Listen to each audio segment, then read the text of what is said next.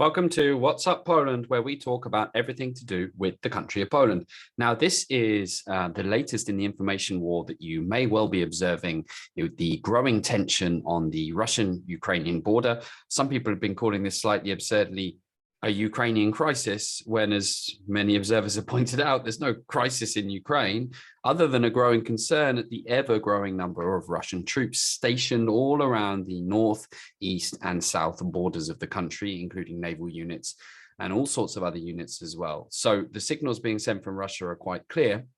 And as you probably already know, there's a lot of information going on back and forth.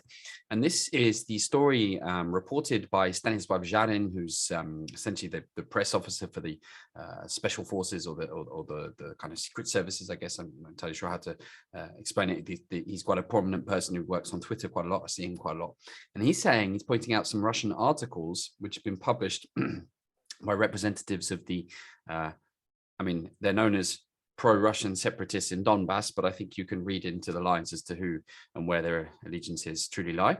It's fairly obvious, who are apparently insinuating or suggesting that Polish mercenaries are currently operating in Ukraine, training Ukrainians to create sabotage and other weapons and things like that in flagrant disregard of international law. So one of the ironies of the situation is that as one player on the chessboard moves the chess pieces ever further to the enemy or the opponent, the other player on the chessboard, of course, moves their pieces.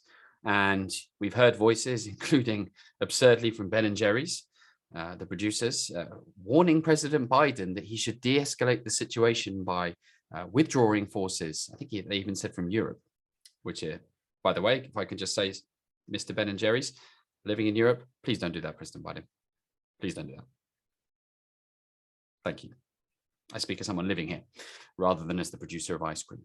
So as the opponents on the chessboard are moving their pieces towards each other, each player on the chessboard can say that the other player is being the aggressive one. You don't have to look too far back into history to see how that information war can then become something which quickly tumbles down the hill, gathers speed, and starts to become a reason in of itself for the conflict happening. Despite the fact that when one opponent moves forward, what the other opponent's really doing is countermatching. So it becomes a self-fulfilling prophecy. Let us hope, let us cross our fingers, let us knock, in the Polish phrase, on the not painted wood. I always liked it when I heard that, that doesn't happen. But I think it can be fairly clear that Poland is working with its NATO allies, and Prime Minister Boris Johnson visited quite recently as part of the move of, I think, over 350 new British troops into Poland as well, so reinforcing the British presence as part of NATO. Poland, of course, will honour its obligations to all its neighbours.